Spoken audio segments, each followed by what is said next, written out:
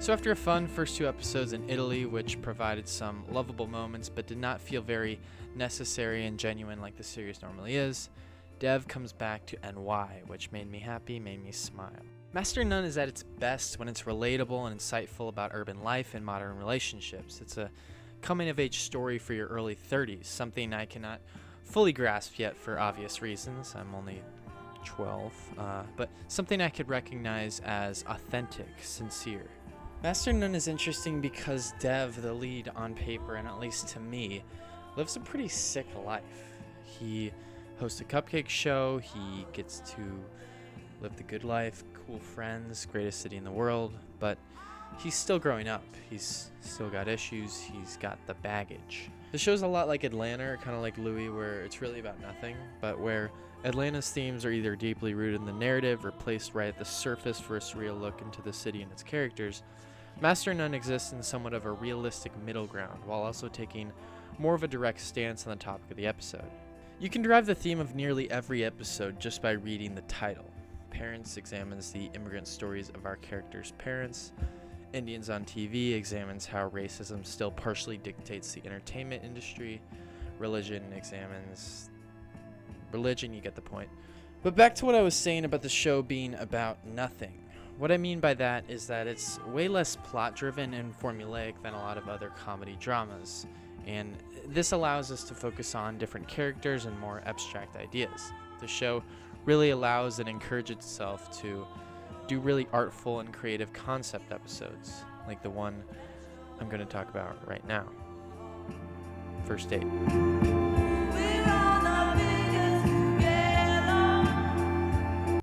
It's kind of funny, and I don't think it's unfounded. I'm guessing Aziz in real life really is this personable, but his character Dev is so fucking cool. I think if anyone else wrote themselves in as the coolest person of all time, it would be horribly douchey, but it's Aziz, man. It's different. Don't know why. I just wanted to say that.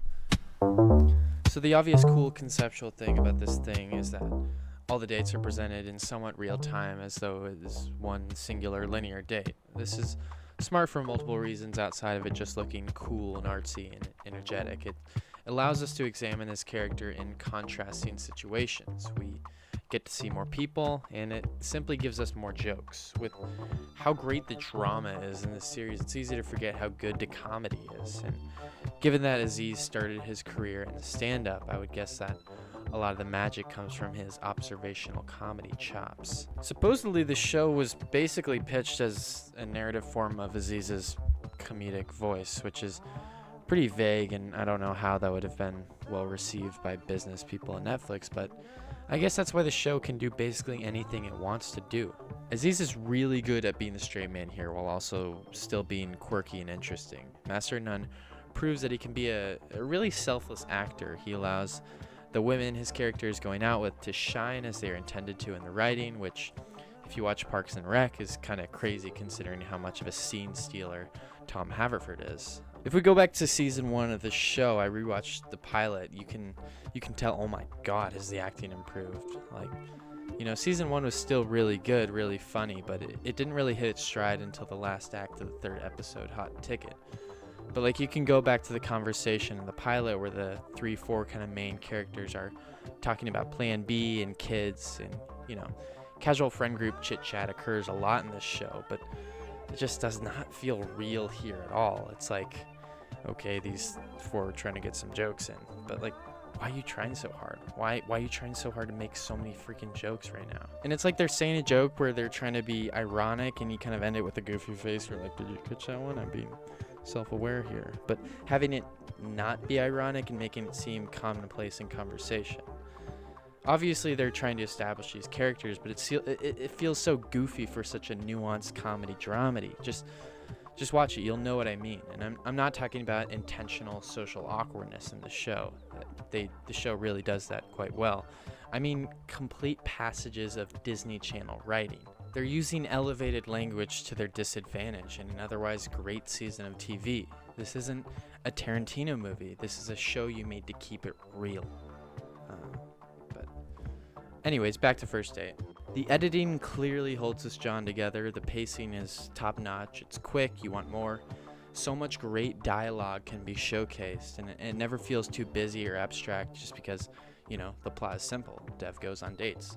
The comedy also gets irrelevant right when it needs to, like when Dev in one of his dates walks past an older Asian businessman licking a comedically large lollipop. It's dumb, but these are moments that I live for. That's good TV. My main avenue for humor, and this is especially prevalent when I'm with friends that can play off me well and don't take themselves too seriously, is just dragging out a fake premise based on someone or something we see until we can't come up with anything more funny or ridiculous. So I love when great TV shows allow this brand of comedy to exist in a well-contained story. Spoiler alert, all the dates fail except one, really kind of in a Willy Wonkian manner. In the date that, goes the smoothest, we get a boning situation, but of course it's ruined after the fact as he brings up the woman's blackface memorabilia. Tough. This episode uniquely gives our character their moral dilemma at the very end. Most episodes give it to us pretty early, and Dev kind of reflects on that. While he did point out that the jar was racist, he still did have sex with her prior to that. And I guess the episode presents this kind of dilemma with each date on a smaller scale, and I think that's why the episode feels so complete. And the dates nonetheless looked really fun even through their awkwardness. Like Broad City, the show does an excellent job of romanticizing New York City without romanticizing New York City. Like, they never exploit it without saying something about it, or at the very least making a joke about it. This aspect never feels forced and never asks for excitement just because of its setting. So despite some issues I had with the first couple episodes, this is a mega strong season of TV. And if you're new here, I rate seasons to give a bigger picture of the show, even though I usually just talk about my favorite episodes to explain why they're good. But yes, season 2 of Master None is amazing. I am sliding it over a 9.1. Keep an eye out for a video on season 1, as well as new episodes of other TV shows and stuff I upload Fridays. Thank you guys for watching this episode of Come Watch TV. I will now leave the floor open for any comments you may